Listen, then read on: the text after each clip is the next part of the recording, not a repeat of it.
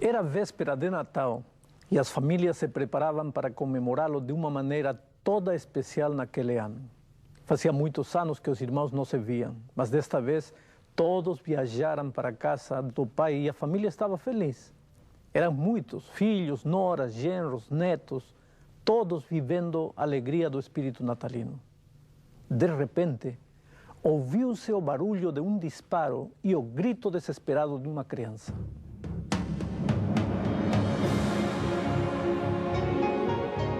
Ele permaneceu através dos tempos. O livro de Deus, a Bíblia.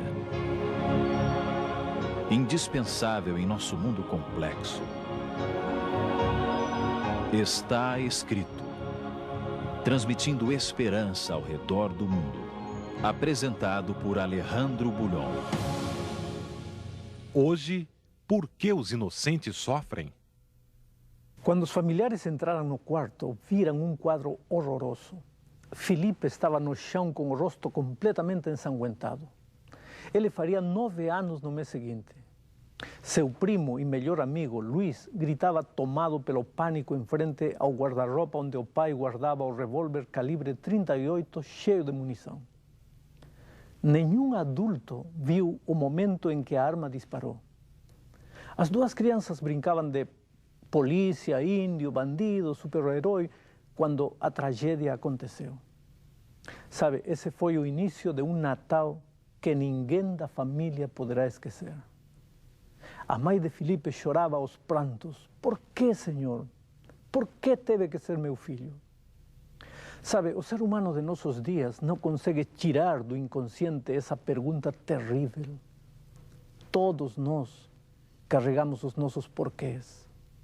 O sofrimento não tem explicação aparente, mas dói, perturba e não nos deixa ser felizes. Como posso comer em paz quando há no mundo milhões de crianças que perecem de fome? Como desfrutar do calor de um cobertor no inverno, quando tem gente morrendo de frio nas ruas das grandes cidades? Não existe um Deus de amor? Por que então existe tanto sofrimento? No capítulo 6 de Apocalipse, ao abrir-se o 5º selo, João vê pessoas cansadas de sofrer. Elas perguntam o que está registrado em Apocalipse capítulo 6, versículo 10, e diz assim: Até quando, ó soberano Senhor, santo e verdadeiro, não julgas nem vingas o nosso sangue dos que habitam sobre a terra? Essas pessoas são símbolo de todos os que sofrem nesta terra. E sofrem, às vezes, sem motivo aparente.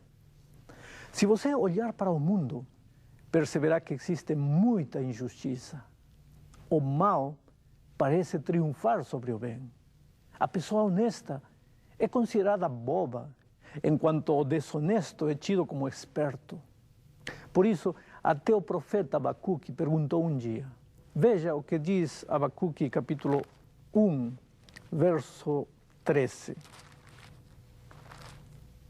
Por que, pois, toleras os que procedem perfidamente e te calas quando o perverso devora aquele que é mais justo do que ele?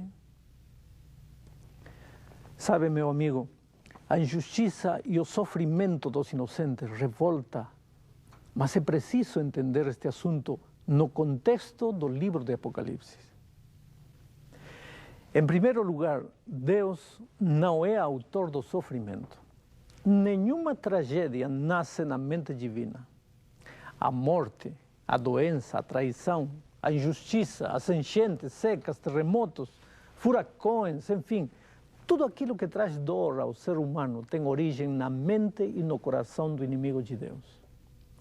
Vejamos o que está escrito em Jeremias, capítulo 29, verso 11.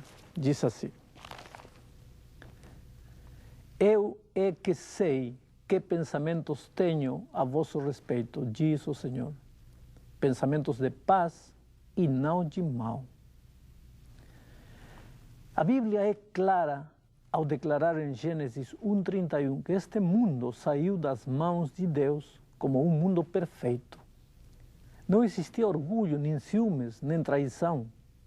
A dor, a morte, a tragédia e o sofrimento não faziam parte do mundo perfeito idealizado pelo Criador. Mas a Bíblia também diz em Gênesis 2:15 e 17 que Deus confiou este mundo aos cuidados do ser humano. Diz assim o texto bíblico, vou ler exatamente como está. Tomou, pois, o Senhor Deus ao homem e o colocou no jardim do Éden para o cultivar e o guardar. E o Senhor Deus lhe deu esta ordem: de toda árvore do jardim comerás livremente, mas da árvore do conhecimento do bem e do mal não comerás, porque no dia em que dela comeres, certamente morrerás. Infelizmente, Adão e Eva venderam este planeta ao inimigo de Deus. E o venderam barato, por um minuto de curiosidade, prazer ou descontrole, tanto faz. O interessante e o que realmente importa é que o venderam, e o venderam barato demais. Às vezes pensamos, como é que Adão e Eva foram tão incautos de trocar um mundo tão belo e perfeito por um minuto de aventura? A realidade, querido, é que não foram só eles. Fomos nós, você e eu, todos os seres humanos. Porque ainda hoje continuamos fazendo a mesma troca.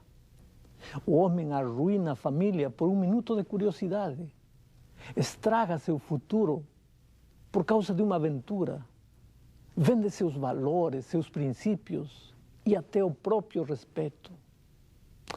Ah, ser humano incoerente que não valoriza o que tem, que só percebe o quanto perde depois que o perdeu, que busca desesperadamente a morte quando Deus lhe confiou a vida. E sabe, depois do pecado o diabo colocou ciúmes, inveja, egoísmo, exploração, morte, dor, as enfermidades, furacões, terremotos, enchentes, secas, enfim, tudo aquilo que traz sofrimento e desgraça ao ser humano. A única motivação dele é fazer sofrer a criatura. Porque sabe que por trás da criatura está o Criador. O diabo é o arqui-inimigo de Deus. Mas sabe que na luta corpo a corpo está perdido. Já foi expulso uma vez dos céus. Portanto, a melhor maneira de fazer o pai sofrer é provocando dor nos seus filhos. Por outro lado, Satanás quer desvirtuar o caráter de Deus. Esse é o seu grande objetivo. E sabe que finalmente a criatura atribuirá todos os motivos de sofrimento ao Criador. Porventura, não se perguntou você alguma vez por que Deus permite que crianças indefesas morram de fome enquanto os adultos brigam? Não se perguntou você por que Deus permite que crianças inocentes nasçam defeituosas? Ah, querido, Deus não é autor dessas tragédias, mas o ser humano atribui a ele inconscientemente. E aí o inimigo conseguiu o que queria: apresentar a imagem de um Deus mau e arbitrário. Surge então uma pergunta: não é Deus mais poderoso do que o diabo? Não pode ele impedir que o sofrimento toque nossa vida? Claro que pode. Mas já dissemos que Adão e Eva passaram o título de propriedade deste mundo ao inimigo. E Satanás agora sente-se dono, tão dono que quando Jesus esteve aqui, teve a ousadia de mostrar-lhe todos os reinos do mundo e a glória deles e dizer o que está registrado em Marcos 4, verso 9. Tudo isto te darei, se prostrado me adorares. O diabo, querido, não é dono de nada. Ele é um ser criado como qualquer outra criatura, mas acha-se no direito de sentir-se dono do mundo e colocar dor e tristeza naquilo que ele considera sua propriedade.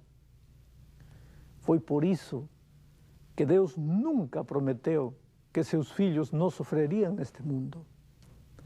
Analicemos os seguintes casos, por exemplo. Um dia, Lázaro, amigo de Jesus, estava enfermo. E as irmãs de Lázaro enviaram mensageiros com o seguinte recado: Senhor, está enfermo aquele a quem tu amas. Isso está em João 11:3. Quer dizer que aqueles a quem Jesus ama também podem ficar enfermos? O que você acha? Mas a história bíblica diz mais. Ela afirma, no relato do livro de João, capítulo 11, versículo 32, que Lázaro morreu, e então Maria reclamou dizendo: Senhor, se estiveras aqui, meu irmão não teria morrido. Maria era o típico ser humano que acha que ter Jesus na vida constitui-se como uma espécie de seguro de vida. Agora tem outro caso mais que quero analisar. O salmista Davi escreveu, entre outros, o Salmo 23, que é considerado o Salmo de Ouro. Neste salmo, Davi expressa sua confiança no Senhor, como seu grande pastor. Mas, apesar disso, ele declara no verso 4, ainda que eu ande pelo vale da sombra da morte, não temerei mal nenhum, porque tu estarás comigo. Davi, neste salmo, não afirma que os que confiam no Senhor não morrerão. Ele diz que aqueles cujo pastor é o Senhor nunca estarão a companhia do pastor. O pastor sempre os acompanhará. Em outra ocasião, Jesus estava com os seus discípulos no alto mar quando sobreveio uma tempestade. A noite ficou escura, os ventos sopravam contra, os trovões e relâmpagos ameaçavam. E Mateus capítulo 8, versículo 24 diz que o barco era varrido pelas ondas. A pergunta é, onde estava Jesus naquele momento? Ali, no barco. Mas, apesar disso, dava a impressão de que o barco ia afundar. Quer dizer, querido, que quando Jesus está presente na sua vida, pode haver momentos temerosos, tormentosos. Claro que pode. Só que a embarcação não afunda, porque até os ventos e o mar lhe obedecem. Existe outro salmo extraordinário na Bíblia. É o Salmo 46. Nesse salmo, o autor bíblico afirma o seguinte: Deus é o nosso refúgio e fortaleza, socorro bem presente nas tribulações. Salmo 46:1. Agora, perceba a promessa. Aqui não diz que os filhos de Deus não terão tribulações. A promessa é clara: Deus será o nosso refúgio e fortaleza, socorro bem presente em meio à dor. E se você alguma vez já foi surpreendido por uma tormenta no meio da rua ou do campo, sabe o que significa ter um refúgio. Mais um conceito. Falando da atitude dos cristãos diante da morte, o apóstolo São Paulo aconselha em 1 aos Tessalonicenses capítulo 4, versículo 13, o seguinte: não queremos, porém, irmãos, que sejais ignorantes com respeito aos que dormem, para não vos entristecerdes como os demais que não têm esperança. Aqui, neste texto, Paulo fala de duas maneiras de entristecer-se. A primeira é com esperança e a segunda sem esperança. Como se entristecem os que não têm esperança? Eles amaldiçoam a Deus, clamam por vingança, ficam envenenados e às vezes até enlouquecem e morrem. E agora, como reagem diante da morte de um ser querido aqueles que têm esperança? Claro, eles choram, porque são seres humanos, têm sentimentos, têm saudade, sofrem. Mas eles sabem que em meio ao sofrimento não estão sozinhos. Jesus está com eles. Porventura você está vivendo um momento difícil neste momento na sua vida? A morte arrancou de você um ser querido e isso está doendo muito dentro do seu coração. Veja, não rejeite a dor. Aceite-a. Tente administrá-la. Porque Jesus está a seu lado para ajudar. Outro dia, recebi a carta de um amigo que estava passando pelo vale da sombra e da morte. Tudo estava escuro ao seu redor. e ele não enxergava nenhuma saída para seu problema.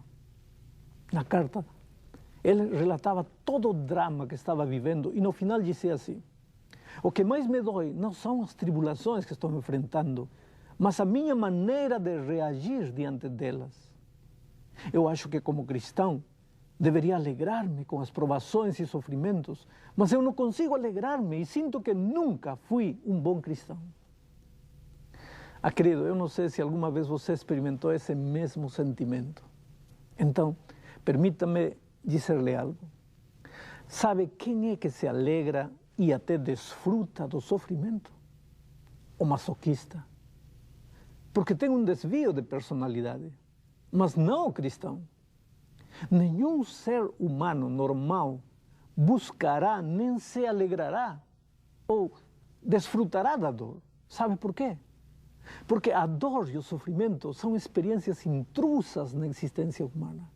Deus não nos criou para sofrer. Ele nos criou para ser eternamente felizes.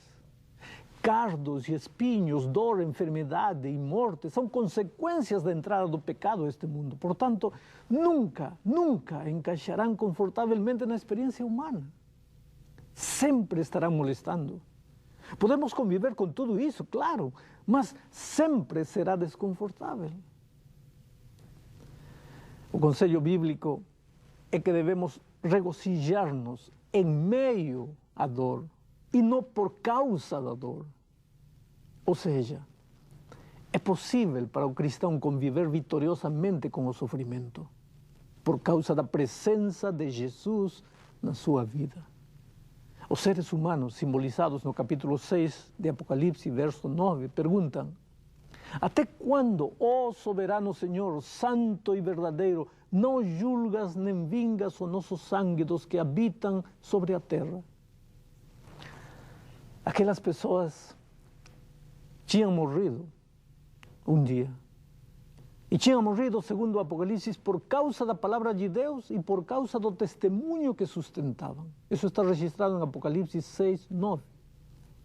Você pode perceber que, embora eles tivessem sido cristãos vitoriosos, ao ponto de morrer por Cristo, eles nunca aceitaram o sofrimento como algo normal. E mais ainda, eles achavam que tinha chegado o momento de pôr fim à história do pecado. Agora, querido, lembra-se da acusação de Lúcifer no céu? Ele colocou em tela de juízo o caráter divino. Ele acusou o Criador de não querer a felicidade da criatura humana.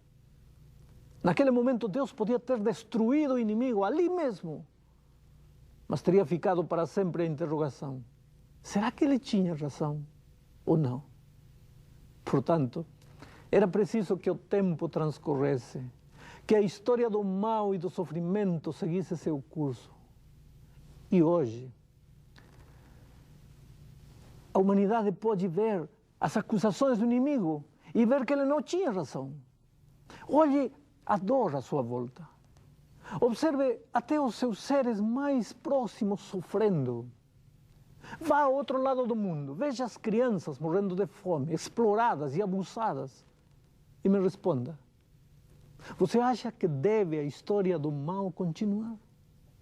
Deve Deus permitir que o inimigo continue com sua obra perniciosa e egoísta? Egoísmo. Esta é a palavra certa para tentar compreender as motivações do diabo ao provocar sofrimento no ser humano. Ele nos faz sofrer pelo puro prazer de ver o sofrimento. Ele causa dor para destruir, mas Deus, em seu infinito amor, toma esse sofrimento que saiu da mente do inimigo para destruir e o transforma num instrumento de edificação. Assim como o ouro entra no fogo, mas não se queima como a madeira. Pelo contrário, ele sai mais purificado. O diamante bruto é colocado sobre o esmeril e não desaparece como a pedra comum. Ao contrário, sai transformado num diamante valioso de facetas luminosas. E, querido, se você confiar no Senhor Jesus, então você é ouro e pedra preciosa. O sofrimento pode vir, mas não será capaz de destruí-lo. Você sairá vitorioso, puro como ouro e brilhante como o diamante.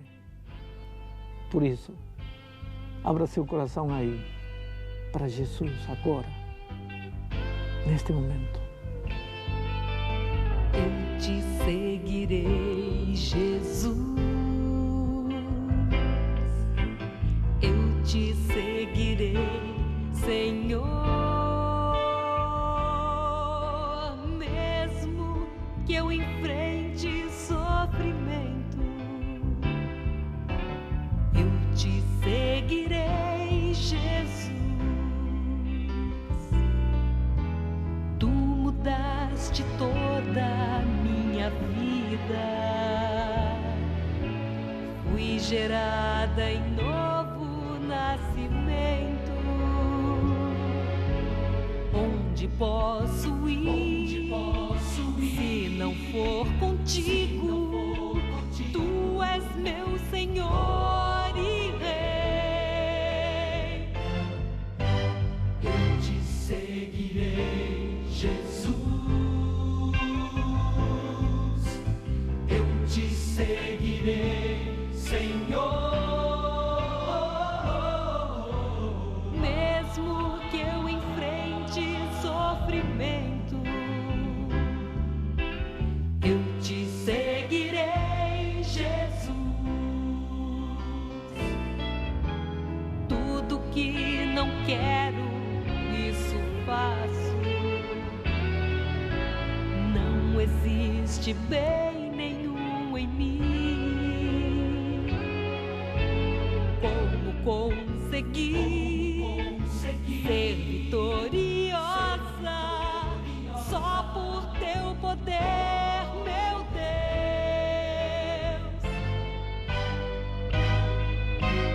Eu te seguirei, Jesus. Eu te seguirei, Jesus. Eu te seguirei, Senhor.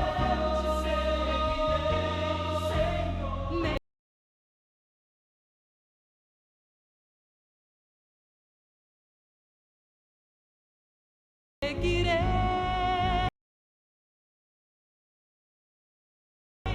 eu te seguirei, Senhor. Eu te seguirei, Jesus.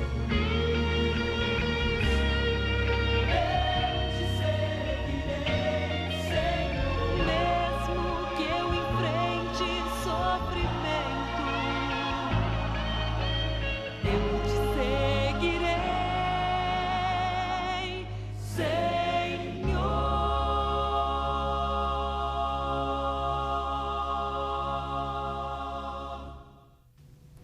Obrigado. Vamos orar. Oh, querido Pai, neste mundo nunca vamos aceitar a dor simplesmente porque o ser humano não foi criado para sofrer. Contudo, ajuda-nos a administrar a realidade dolorosa do mal. Quer dizer, ajuda-nos a enfrentá-lo com a presença, a companhia do Senhor Jesus Cristo em nosso coração. Neste momento, abençoa milhares de pessoas que estão talvez passando pelo vale da dor, do sofrimento, que tenham a certeza do braço poderoso de Jesus com eles. Em nome de Jesus. Amém.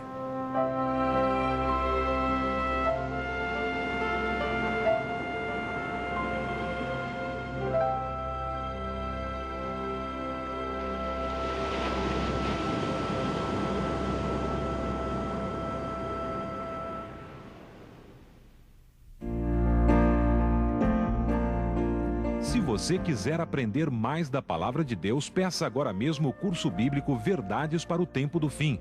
Este curso bíblico tem uma apresentação simples e clara. Nele você irá descobrir mensagens maravilhosas da Bíblia. O curso bíblico Verdades para o Tempo do Fim é inteiramente grátis e você pode recebê-lo solicitando pelos seguintes endereços. Na internet, você entra em contato conosco no endereço estaescrito@cisac.org.br. Se preferir o correio, escreva para Está Escrito, Caixa Postal 1800, CEP 20.001-970, Rio de Janeiro, ou pelo telefone 0800 707 7095. Você também pode receber uma cópia escrita da palestra de hoje. Escreva agora mesmo para o programa Está Escrito, Caixa Postal 1800, CEP 20.001-970, Rio de Janeiro, ou ligue gratuitamente para 0800 707 7095. Será um prazer atender o seu pedido.